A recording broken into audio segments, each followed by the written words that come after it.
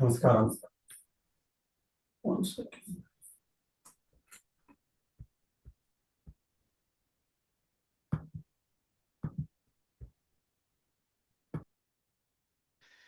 Okay, can you hear me? Can you see me? Hello? Yes.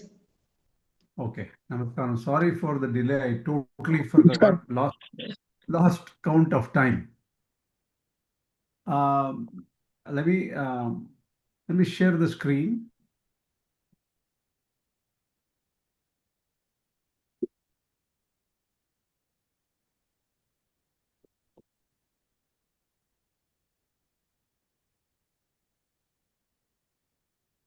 Why is this not working?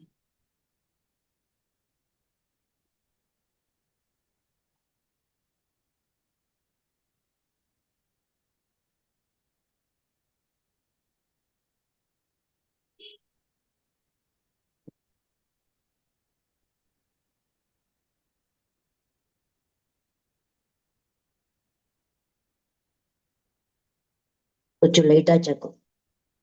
Okay. Please unmute. Please mute yourself and unmute when you want to talk to me. All right. अस्मद् गुरुभ्यो नमः अस्मत् परम गुरुभ्यो नमः अस्मत् सर्व गुरुभ्यो नमः श्री कृष्ण परब्रह्मणे नमः श्री लक्ष्मी नरसिंह परब्रह्मणे नमः श्री लक्ष्मी हरिवदन परब्रह्मणे नमः सर्वं Shri कृष्णार्पणमस्तु. Okay. See, yesterday there was a question. I think today the person who asked the question, Satyāṅgar, may not be in the class today. So what he asked is, what is unique about Satyāṅgar's view when Vedāntic has given pretty much everything, right? It's a very true statement.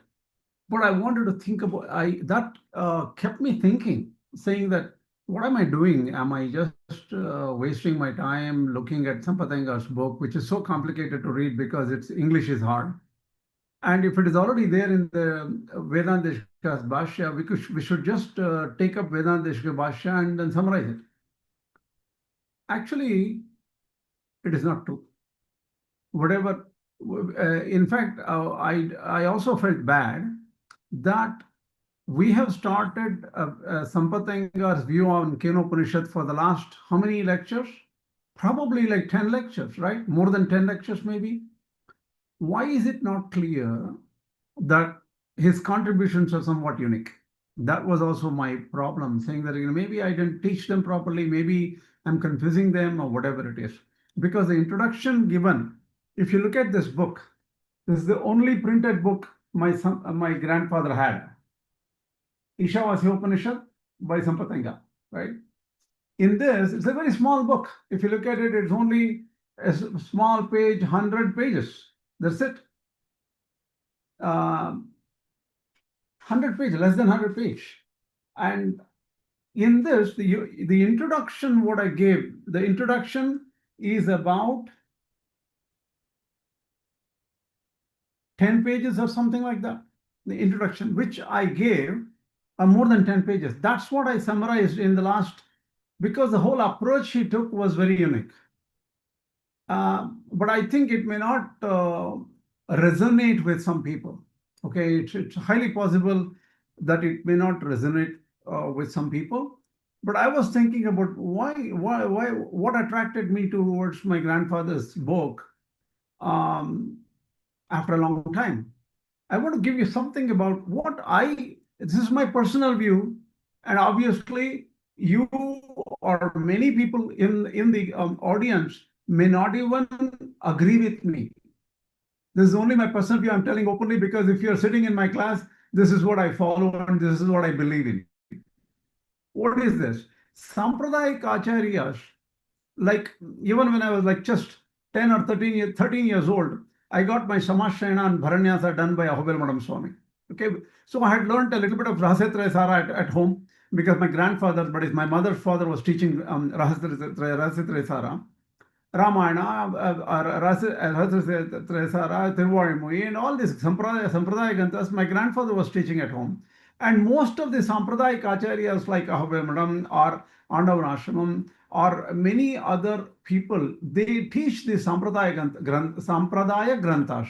That is like Bhagavata, Tiruvayamuvai, Ramayana, Mahabharata, and Rahasya Trayas, Paduka Sahasram, and Stotra literature like Daya Satakam, Raghuvira Gadyam, Haigriva Stotra, many things, Sahasranamam, Itihasam, Puranangal. All these things, Puranas, these are the ones this Sampradayik teachers teach. Some of the Sampradayik teachers are more knowledgeable than others. I found Paundrika Puramanda, Paravaikote Paundrikam Puramandam Swami was a classmate of KSV under Abhinava Ranganatha Parakala Swami. Obviously, they were very great scholars. So, nothing against them. I'm indebted to them, particularly my Acharya, Ahabhayamadam Swami Acharya, 44th year, because he gave me the path through Samashrayana and Prapatti. And that is personally very important and uplifting for me. And I have nothing against them. And there are modern scholars of similar kind. They are like K. Devanathan Swami, Navalpakam, Vasudeva Swami and all. They are experts in Shastras too, very powerful experts in Shastras. I have not studied under K. Devanathan Swami or Navalpakam, Vasudeva Acharya, except here and there I learned, I heard some lectures from even Siddhak Ramanuja Ācārya, Ramanuja Swami and all. I have just heard some lectures. But what happened to me was none of the Madhadipati kind of Acharyas or Sampradayik Acharyas claim that they did yoga. They meditated every day. They might be doing, even Aradhana is meditation. Daily Aradhana, nobody does so much of Aradhana than the Madhadipati Acharyas. Right? I'm not commenting them at all. Please don't take this wrongly. I'm indebted to all of them. But I have a small problem in my life. What it is I am not a person turned on by just faith. That means I was initially, till I was about like 44 years old or 45 years old, faith mattered to me. And I am in Ramanuja Sampradayam. I'm not going to look at other things. I studied all other things just for casual stuff. But I never, faith was everything for me. That means faith in Prapatti, faith in surrender, faith in our system. And that was the main thing for me. But very early in my life, Satyāṅgar had lit a small bulb in my heart. That is yoga. He introduced me to yoga when I was 19 years old. And that kept on popping in my thing. Unless you realize something right here, faith alone will not help you. Even if you may not be able to become a super yogi because there's only one janma, and it may take many janmas to become a super yogi. But if you start somewhere, even if you see the light at the end of the tunnel, that light spark is enough to keep you totally occupied and with a lot of conviction in your own faith. You need to have conviction in your faith in Prapatti, faith in Samashrayana, faith in everything, right? But how do you have that conviction unless you have not seen anybody?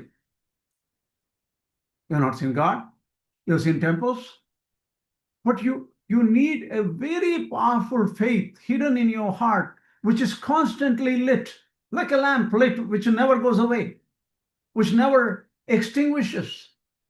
Unless you have that, your interest in your Prapatti, Samashrayana and all will fade, will be superficial, will not pop up. It's not live.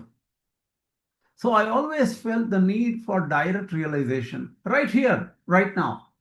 Whether it's going to happen or not, that's not the issue. That's very important for me.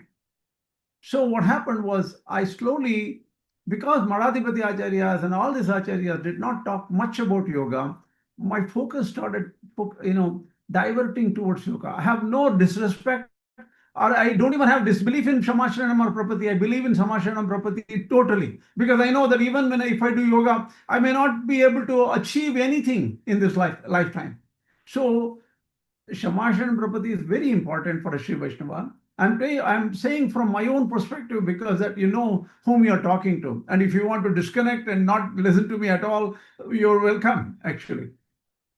So, next. See, the traditional acharyas might have done a lot of yoga and tapas in their past lives. And that is why they have become acharyas in this life, maybe. I am incapable of assessing anyone. Don't take me that I am assessing anyone. But they give faith-based knowledge and religion for human beings. Religion, right? Daily practice and things like that. And hope and things like that. Please understand that I am the most ignorant person you can find. And I am like Basavanna, who said, everything other than me is God. So all of you are also God for me.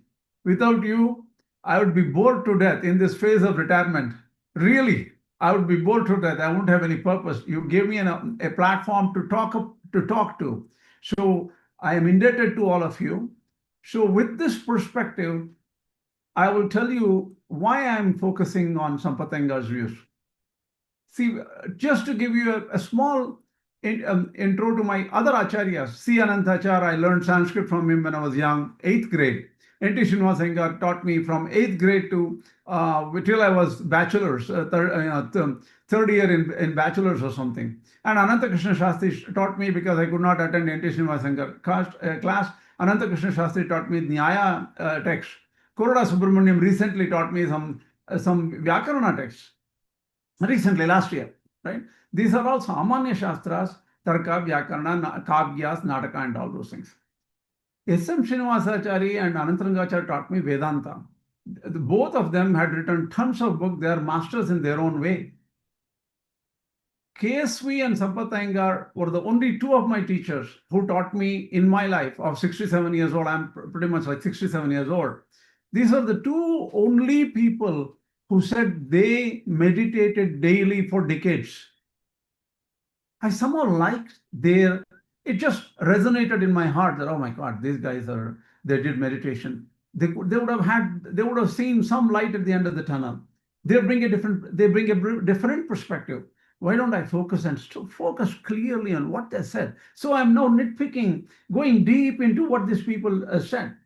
KSV, I had, I take KSV from a more textbook perspective because it's profound in his textbook knowledge. But Sampathaṅgar was more focused on yoga. So I'm taking his view, and particularly in the Kena Upaniṣad and all, yoga becomes very important. Kathopanishad, in Kathopanishad, yoga becomes very important. So he is bringing a new light to my life. That is why I'm focusing on it. If you think this is a waste of time or this is already being said, I'm boring you with too much information, or Vedantika's just view is sufficient to read, I think it may be good for you, but this is my taste. Now, why Sampathaṅgar and what kind of unique angles has he brought, right? This is important to understand. Think about how information is distributed. We are studying the Vedanta, and out of Vedanta, Bhagavad Gītā, Upaniṣads, and Brahma Sūtras are the main three canons of Vedanta. They are known as the prasthānatraya. Okay? And of course, we have to pick up from the Vedas, because Yajurveda, Rigveda, Samveda, and all. Itihasa Puranas, we definitely have to focus on. Yoga Shastras are a separate subject by itself. Agamas are very important. Ahirvadya Samhita is the core, which gives the religion some color, like Prapatti, Shamashrayana, and all those things are there in the Agamas, right? But what happens is, when you study Upanishads, they use different terminologies. In the Upanishad, they say Adhyātma-yoga. By the way, if you go look at the whole of Bhagavad Gītā, there is no term which says Adhyātma-yoga. There may be Adhyatma is there, yoga is there, but the connected term Adhyatma-yoga is not there in the Bhagavad Gītā. But it is in the Kathopanishad. So when Kathopanishad says Adhyatma-yoga, what does it mean? We don't know, right? And look at the way Upasana is explained in the Brihadaranyaka Upanishad. It says, Atmanam eva lokam upasita, Atmana hi lokam upaste, Atmana eva lokaha, Atmalokaha, sa ekadha bhavati. This is Atmanameva lokam upasita is one way. Atmanameva upasita also it says Atma vare drashtavyo, shrotavyo, mantavyo, nididhyasitavya. Atma ityeva upasita. Atmanavan are darshanam, shravanam, matir vijnanam, sarvam etad vijanati brahadar. This is in Brahadanika. So in Brahadanika, Atma upasita, Atmanameva lokam upasita, Atmanameva priyam upasita, something like that. It says it in different sentences. Okay. There may be other Brahma Sūtras, or somebody may even mention certain terminology like Chit-Shariraka Upasana, Chit-Shariraka Upasana, Swatma-Shariraka Upasana are mentioned. These are Paramātma-upasanas and not jīvātma-upasanas. How does it map? This mapping to Bhagavad Gītā is what Satyāṅgar brings uniquely. So he brings a scale in the Bhagavad Gītā and maps the scale to different Upanishads and Brahma Sūtras, and this is his unique contribution, and I liked it a lot. And even in the Bhagavad Gītā, we talked about Aishwaryarti, Kaivalyarti, Bhagavad Bhakta. All these are upasakas of Paramatma, but still they are known as Aishwaryarti, Kaivalyarti, and Bhagavad Bhaktas. So how do they fit into the map of yoga? These kind of things is his specialty, and that is why I'm focusing a lot from him. Not only that, to explain, another unique point he brought is Kena Upaniṣad cannot be understood without understanding Isha properly. So all this mapping and interconnection between Kena, Kata, Mundaka and all back is important. So if we are going to continue with our Upanishad class, Sampathangar's view becomes very important. Even if you say, oh, that is mainly Vishishtadvaita kind of view, it doesn't matter. It's useful. Okay, then with this introduction, okay, here I stop and first ask you, first of all, hope you're listening to me and tell me what you feel. You have any reservations about my approach, or am I unnecessarily bringing Sampathangar's view here? I could have done other three, whatever textbook views and the traditional acharyas. What do you feel? I totally agree with you. It's very correct. And so many people, they have not seen yoga itself. Separating yoga, they are talking, they are telling, so they are profound Panditas, they are profound in knowledge. But the yoga aspect, I also did not find. I knew you would resonate with me very easily. Already I knew. What about others? So what about others? Be honest with me. Then only you will be able to enjoy the lectures in future. Otherwise, you will be bored. Related to what I know, I used to read Upanishads in a separate way. I didn't know that they were connected. So I'm interested to know how they are connected actually. Suresh ji, in Vedanta, most important information you need to register clearly is prasthānatraya, are the three pillars of Vedanta. The Vedanta stands on these three pillars: Gita, Brahma Sūtras, Upanishads. Right? If you separate, they are all integrated as one. This is our Siddhanta. In fact, you brought a very good question here. In Advaita, these are three separate prasthanas. Even they say the word prasthānatraya itself is wrong. For Vishishtadvaita, they are only one prasthana. Whether it is Bhagavad Gita, Upanishads or Brahma Sūtras, they are exactly identical for us. They are not different for us. But in Advaita, they separate out as Smriti Prasthana and Shruti Prasthana. Shruti Prasthana is only Upanishads. Smriti Prasthanas are Bhagavad Gita and Brahma Sūtras, which are lower in value for them in a way, because Shrutis are higher, Smritis are lower. For us, there is no difference. Bhagavad Gita is Krishna's words, that is the ultimate for us, and Upanishads and Brahma Sūtras have to fit in. And all three have to be justified as one philosophy. That's very important. No, what I was trying to tell was Sampathangar's view of connectivity between the itself. I'm not telling you about prasthana. You are coming in and out. Are you near the speaker or not? Are you able to hear now? Okay, you are going in and out, but maybe okay. Are you able to hear? Yeah. Go ahead. No, what I'm trying to tell is Sampathayangar's way of connectivity between the Upanishads itself, not the prasthānatrayas. Oh yes, definitely that is there. That's why I'm trying to build the Īśāvāsya right now to get to Kena Upaniṣad. What I was trying to tell was, all these days I was thinking there are these different Upanishads are telling about the same Brahman in different ways. So I didn't know that they were connected also. Oh yeah. So Sampathayanga's view, Yes. that way that I'm interested. Yeah. See, the connectivity is what he meant is earlier. I have told this before. See, Īśa Kena Kata Prashna Munda Mandukya Tittiri Aitareya Brahadanika Chandogya Brahadanika. You have to study only in this sequence. And then you build up, you build the information. The later Upanishad will build information on the foundation given in the earlier Upanishad. That is his view.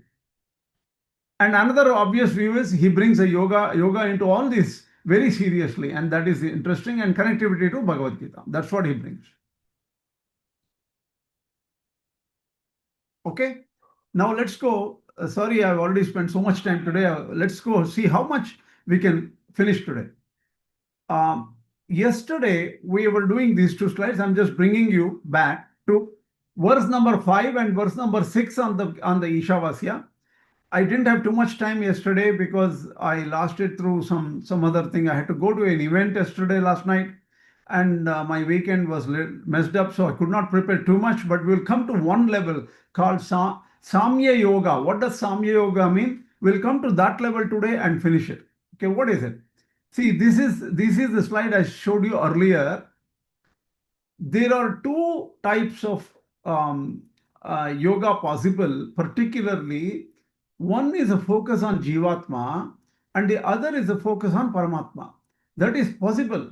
Even though both of them, we have not seen jīvātma, we have not seen Paramātma, but still the focus may be different. In Īśāvāsya, the focus is only Paramātma. Why? Because if you look at it, the verse number 6, where is the verse number 6 here?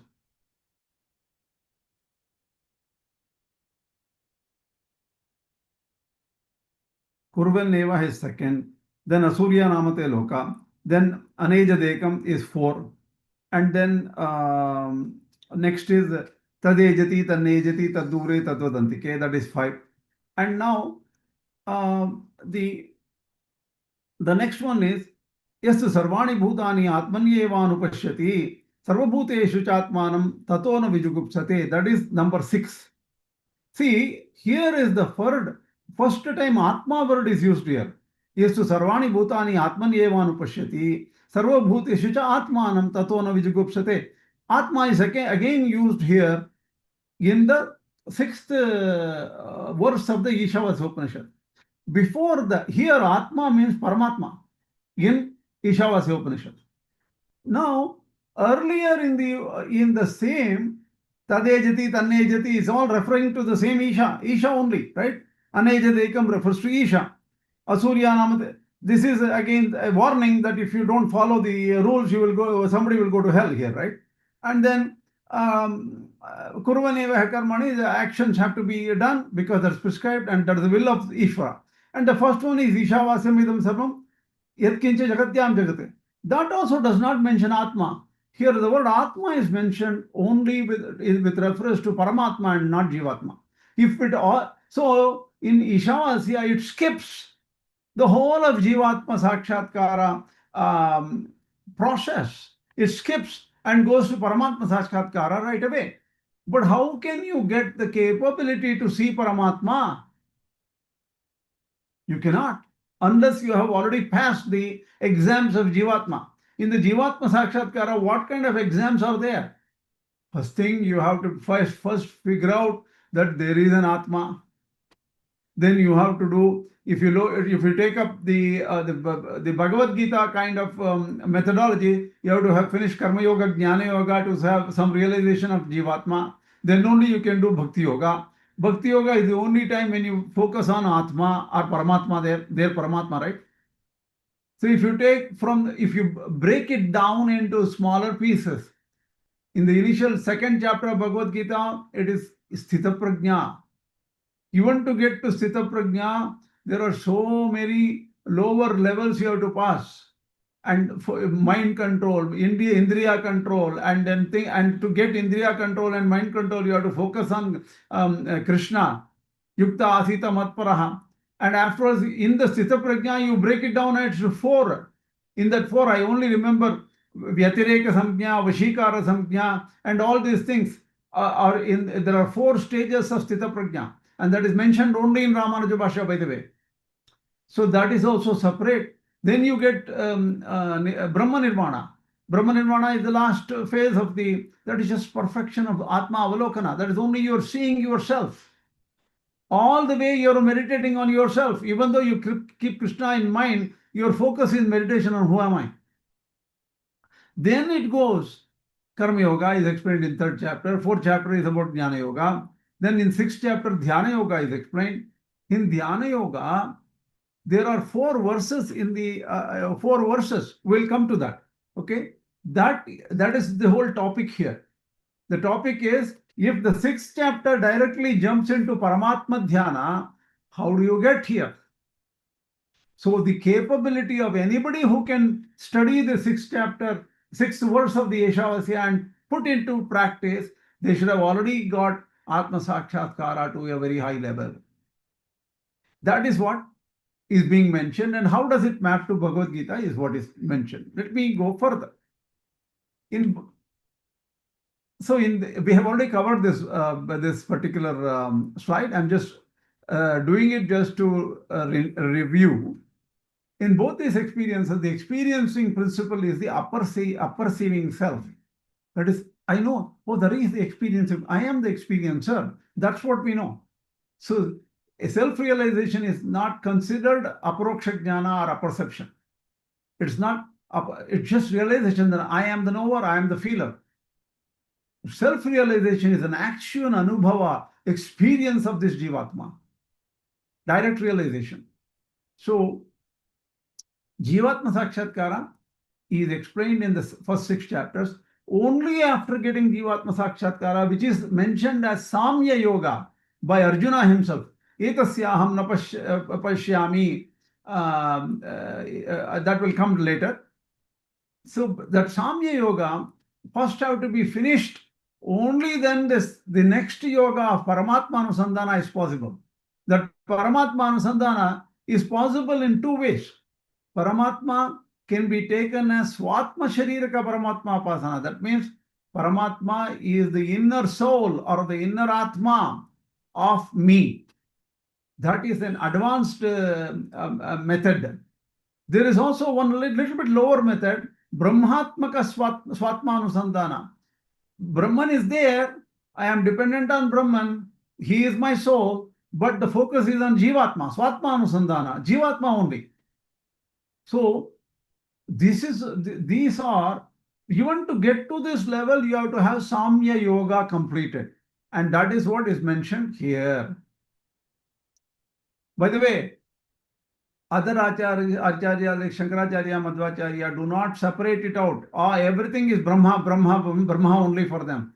This separation gives you an advantage of understanding.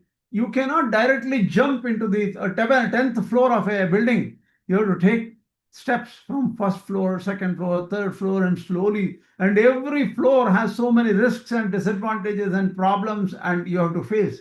That is well explained in the Rāmānuja Bhashya. Because Rāmānuja Ācārya gave very serious focus on the Gita and the steps in the Gita. And that is explained better by people with yogic experience. They explain it better, that's all.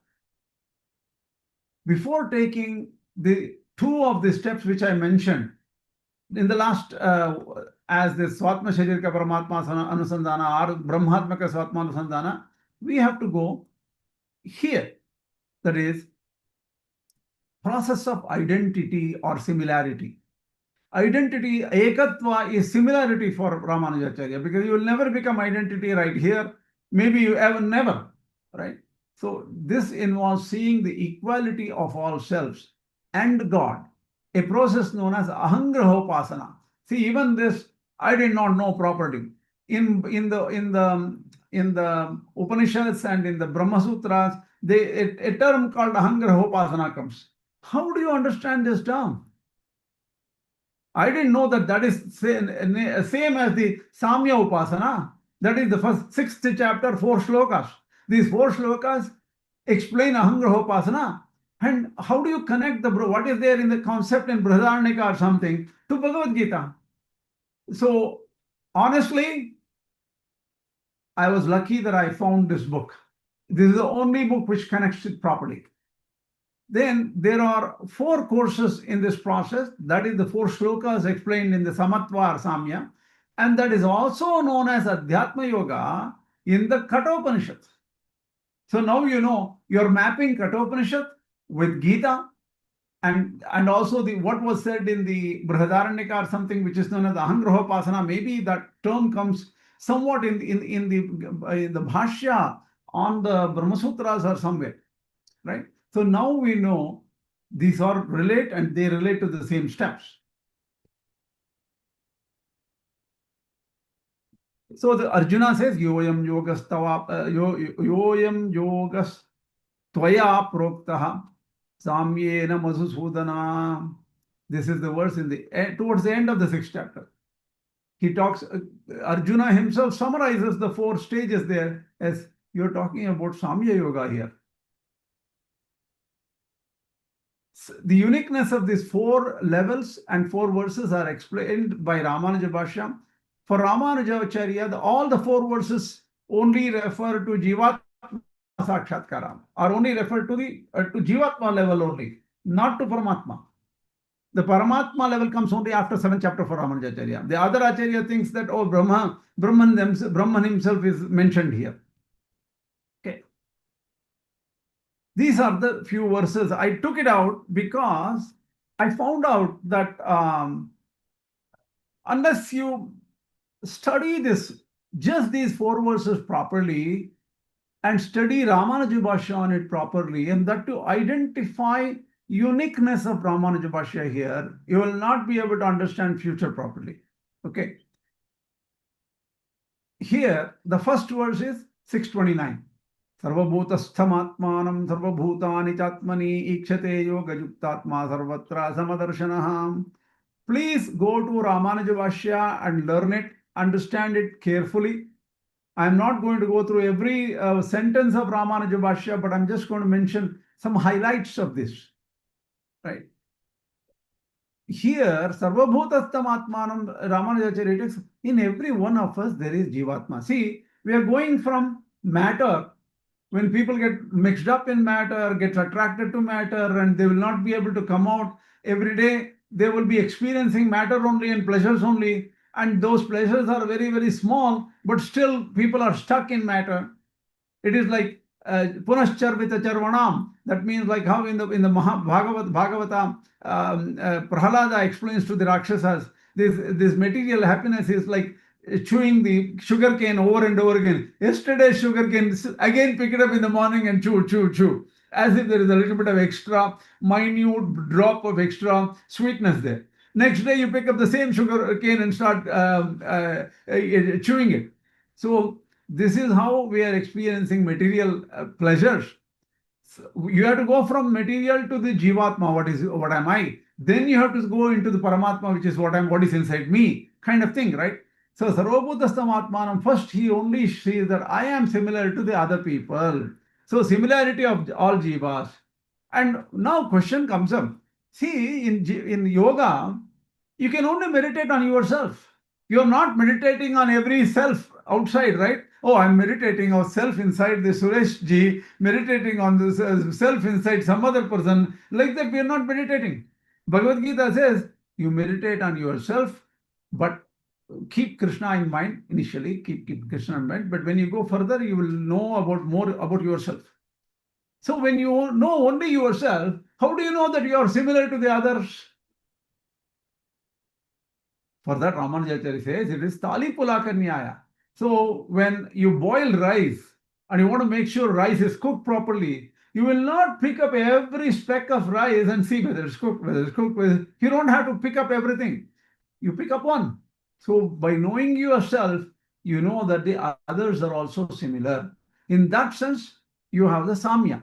Ikshate yoga yuktatma sarvatra samadarshana. First thing is, he thinks that everything is similar in that way. Now what happens in the next step? Yumam pashyati sarvatra sarvancha mai pashyati sasyaham na pranashyami sachame na pranashyati. Here Krishna says Yumam pashyati sarvatra. Oh, you're seeing me everywhere. Sarvamcha mai pashyati. You see everything is in me. Tasyaham na pranashyami sachame na pranashyati. I am not I will not go away from the vision of that person, and he will never go away from my vision also. So here everybody will take that Krishna is said here, so Paramatma is mentioned here. That would be too big of a step to take. So what Rāmānuja Ācārya says, no, it is not Paramatma seeing here. You are only meditating on yourself. See, Rāmānuja Ācārya is very careful in understanding. A yoga will not jump up to big scales. When you are focusing on jīvātma only, you can get better and better in jīvātma understanding. What he says is this is just a higher level maturity of jīvātma sakshatkara. What does it mean? What does it mean? Jīvātma is seen, not Paramatma. But similarity is inferred. Why? Knowing Jiva, one knows Paramatma due to similarity. Why? Both are akarmavashya. Both are not controlled by karma. They can be released from karma. So in that there is a similarity. So obviously this person would have studied in the Shravana, Manana, Nididhyasana, right? Shravana means he has heard about all the Vedas, Upanishads and all. And then Nididhyasana is meditation is doing.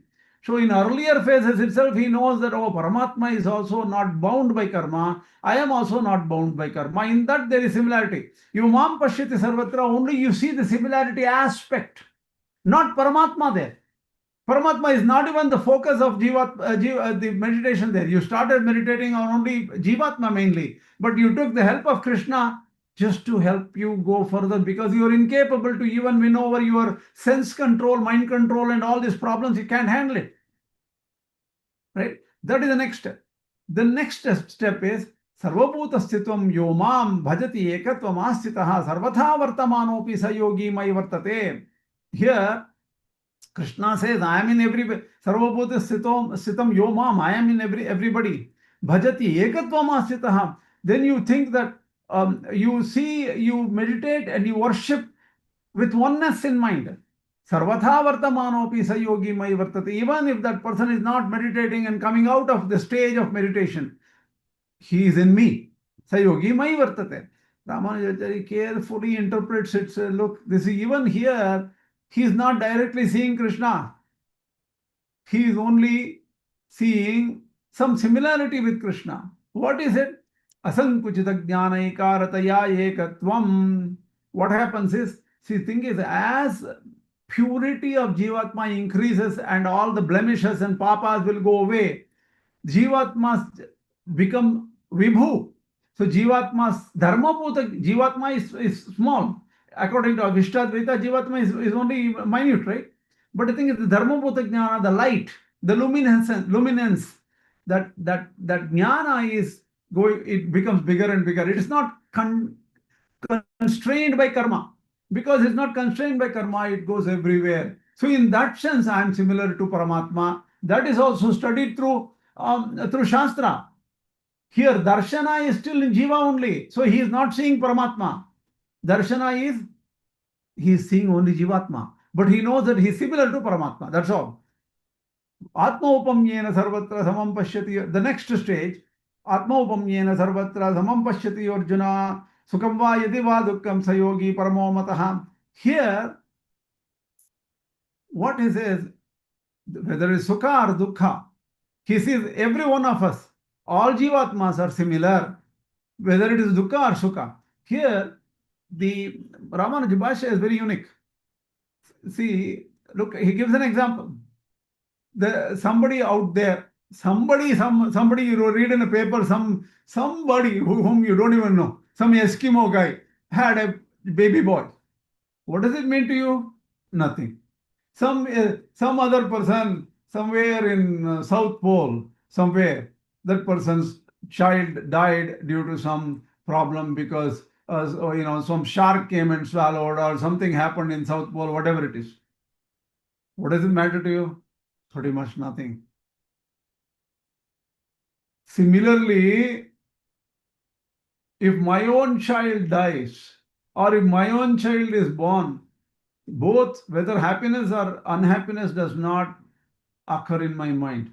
This is known as, like how you don't care about birth or death of somebody is unknown to you, child, you should not be bothered about death or birth of your own child.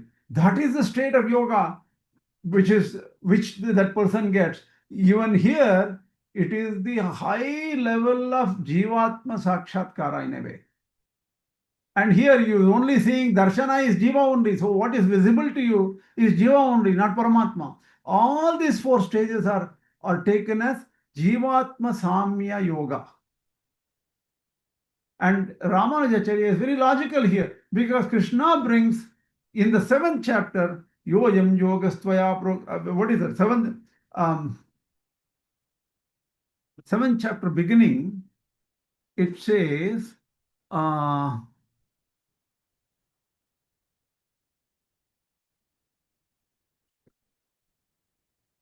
is where the Bhakti Yoga starts. And I'm forgetting the seven chapters. What is this? It's so stupid. Find the book.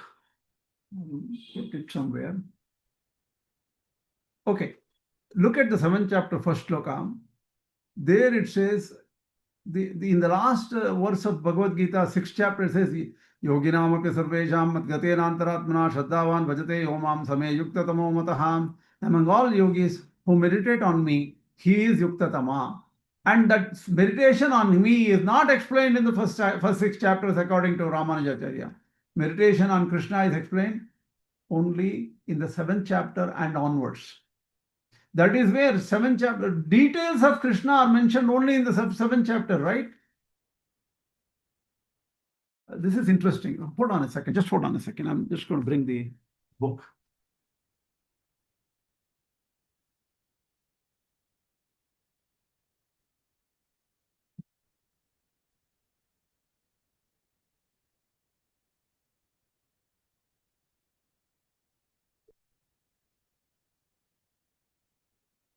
I finally found the book, Bhagavad Gītā book.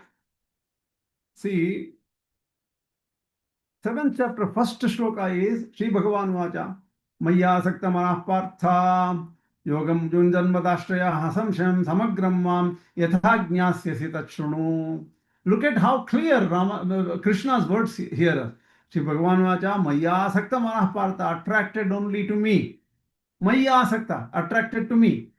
Yogam Yunjan Madashraya, continuing yoga with the help of myself, resorting to me.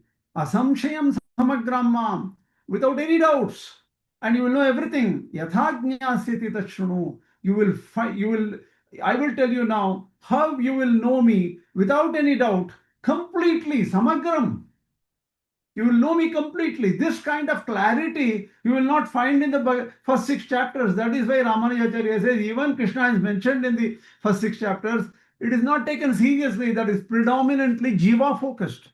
Now starts the Paramātma-bhakti, this whole of 7th chapter. Then jnanam te ham savijnanam idam vaksham yasheshatah yajñātva neha bhoyo nyajñātabhyam avashishyate. So I will tell you jnana and vijnana. Once you know this, there is nothing else to be known to you. Then he talks about himself, his powers and everything like that in the 2nd chapter, in 7th chapter. So it's very important to understand the 2nd, 6th chapters, that is 7, 8, 9, 10, 11, 12 chapters, are very much bhakti focused and Paramatma focused. So with that, this is the last slide today. Oh yeah. So the thing is, wait a minute.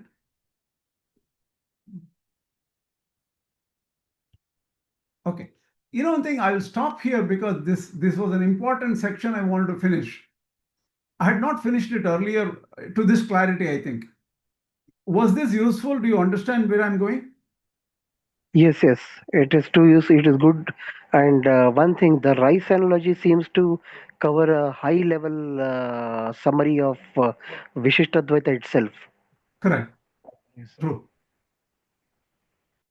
True. So, any questions today? And then I can pick up next time more details. In fact, we did it right because this is next verse is very difficult to understand. There's a lot of clarity you need to figure out in the Īśāvāsya Upanishad. So I think even going a little bit slowly, I'm going slower than I wanted to because of yesterday some of the questions. And actually, even Wayne G asked some questions personally in messages that he was not able to understand certain things. So I have to tell him also. Oh, by the way, Wayne refers to one particular explanation given by Mukundananda Ji, who is actually a disciple of Jagadguru Kripalu Maharaj. And Kripalu Maharaj himself did not write vyakhyanas or commentaries on the Gita, but is an amazing person with so much of knowledge of every Shastra. Everything was in his memory actually. So, but even in Mukundananda's work, he mentioned that a lot of details are not there.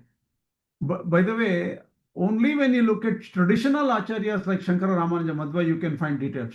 The later acharyas who write in English simple things, you don't find that much of details, except people like my grandfather who wrote in English for the English audience, but they really mentioned the depth. So what they are doing is they're giving you ideas to where to look in the bhashyas and what to look in the bhashyas. If you directly look at bhashyas, for example, I looked at this Īśāvāsya bhashya, right? Look at how the original Sanskrit is dense.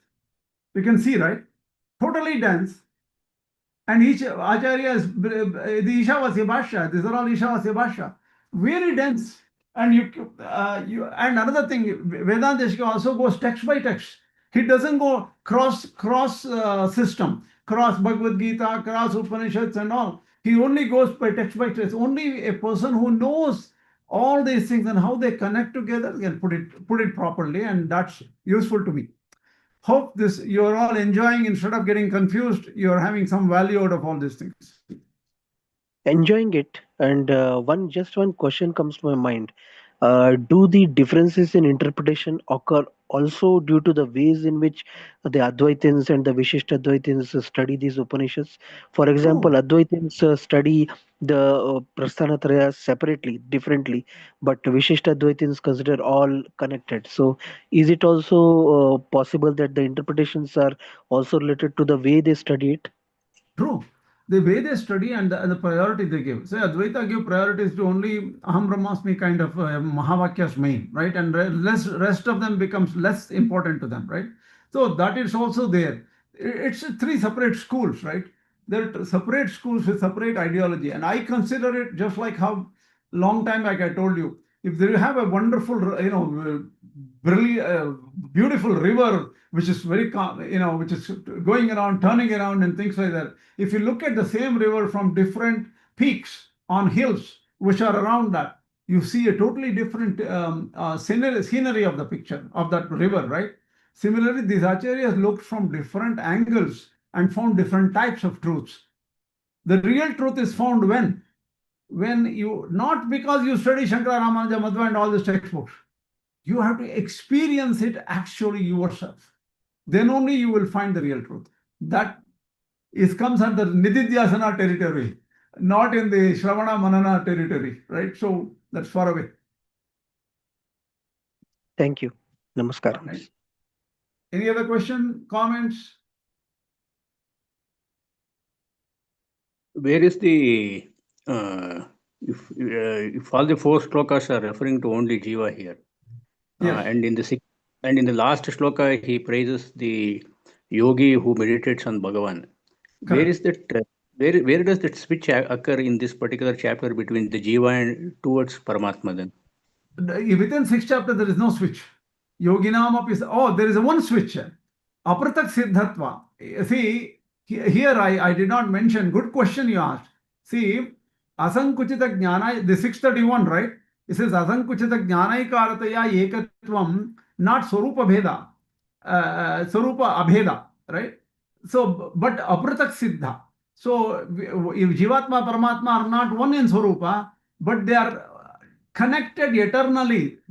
You cannot talk of Jiva without the Paramatma. So it's always connected together. So then that person, the Jivatma, gets idea of Paramatma also, because he is Apratak Siddha Visheshana of Paramatma. This is the main idea of Vishishadvaita, right? Apratak Siddha Visheshana, right?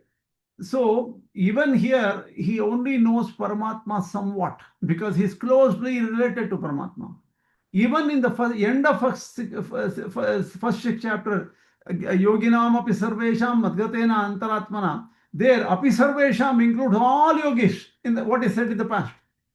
Madgatena antaratmana shraddhavan bhajate omam. Here is what I mentioned, right? In the 6th chapter, see the continuity, you have to understand. 6th chapter ending, what is the end of 6th chapter? 6. Ending is Yoginam api sarvesham madgatena antaratmana. All yogis so far told, whoever worships me is the yuktatama. Shraddhavan bhajate yomam same yuktatamo. Bhajate is used only here. Bhajate is bhakti. Bhaj sevayam. Till now there is no seva mentioned in the Bhagavad Gita. Here there is bhajati ekatva masiti. Ekatva is only there. Bhajati is a generic word, right? Ekatva is the one. Here Shraddhavan bhajate yomam comes in the next chapter. That is how does this Shraddhavan bhajate yomam comes? Because Krishna himself, without stopping, he says in the Bhagavad Gita 7th chapter, Shri Bhagavan Vacha Maya Sakta Manah Partha Yogam Yunjanmadashreha Asamshem Samagram Vam Yathajnasi Sitachunu. This whole thing is, what does Shraddhavan bhajate mean? That Shraddhavan bhajate is the summary of the entire next 6 chapters. Bhakti is explained clearly only later. So in the first 6 chapter, directly Paramatma is, except Paramatma is a helper. Yukta asita matparaha. So Krishna is kept in mind. He is the helper. He is a guide. Philosopher, friend and guide. But the true nature of Paramatma does not come till 2nd chapter. The second 6 starts. So 7th only it starts. Clear? Yeah, thank you. Okay. So, but the Apratak Siddha, there is a connectivity. So you can never go away from Krishna. He is also Antaryami. You can never leave Krishna. Jiva doesn't even exist without the Antaryami. But this Antaryamitva is explained more in the 7th, 8th, 9th, 10th kind of chapters, not earlier. Antaryamitva is not even touched in the first 6 chapters. Sarva Bhuta Sthitam Yomam. That is the word which you are taking for Apratak Siddhi. Sarva Bhuta Sthitam, yes. Sarva Bhuta Sthita Yomam. That means Yavam Bhajati Ekatvam Astitaha. See, what here it says, this thing is Sarvatha Vartamanopi Sayogi Mai Vartate. Here what happens is, okay, I'll have to go to Rāmānuja Bhashya, otherwise it's a little tough to. All I can say is,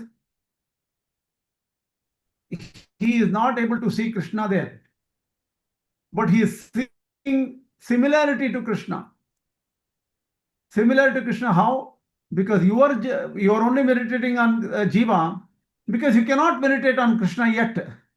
When you meditate on Jiva, you will find that I am asankuchita jñāna-yoga. That means I am uncontrolled by karmas, and so hence I am not restricted. My dharmata jnana is unrestricted, unconstrained.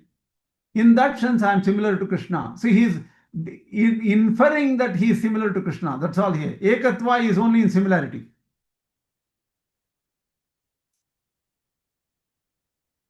I have a question here. Sarva Bhuta Sthitam Yomam Bhajati, that word itself, Bhajati, it refers to bhakti, no? Here, Ekatvamasthitah is joint, right? Bhajati, if you leave it there without the ekatvamasthitah, it is only bhakti. No. Bhajati. Ekatvam astitah bhajati. And next verse also it says, yo atma atmaupamyena sarvatra samam pashyati yo Arjuna. Yes. Sukham va yadi va dukham sa yogi paramo mata. Here he has specifically mentioned yogi itself in both the verses. So True, yogi true. is one who meditates. No. Yes. Whenever you call a yogi, he is the person who meditates. Yes. Bhajati also refers to bhaja sevayam, bhakti only. Yogi is the person who follows bhakti. See here. Bhaktya bhajati. Okay, see, you're right. Okay, one second. That there is a point. You made a good point, and I will tell you a little bit more about this. It's very important. There is nothing called pure jīvātma upasana. So what happens is, It in cannot fact, be. Pure one second. jivopasana, it cannot be. Even Cannot if jivopasana, if he is complete, he will go further. He will not stay there only. There is no stop there. Let me clarify this. One second. Hold on. See, there are 3 yogas given in the Bhagavad Gītā, right? Karma yoga, jnana yoga, bhakti yoga, right? Yes. What Rāmānuja Ācārya's predecessor, Trivir Anyonya Sangamaha or something he says. That is Alavandar Swami. In the small Gītartha Sangraha he does. Trivir Anyonya Sangamaha he says. See, Karma Yoga is always mixed with a little bit of Jnana Yoga and Bhakti Yoga. So Without jnana, you cannot do even karma. Exactly. And Bhakti Yoga is also mixed with a little bit of Karma Yoga, Jnana Yoga. Karma yoga. And again, Jnana Yoga is also mixed with a little bit of Karma Yoga and Bhakti Yoga. And So bhakti yoga. these three are always together. But what happens is, in the first 6 chapter, because we are going from outside to inside, outside is the external world, inside is Jīvātma and Paramātma. He says that his first 6 chapter refers more, the focus is more on the Jīvātma. The bhajana is very, very low. That is what he says. See, even bhajana starts right when even to control indriyas, yukta asita matparha, I said in the Sthita Prajna 2nd chapter itself. There is a little bit of bhakti. But the problem is that bhakti is not too much.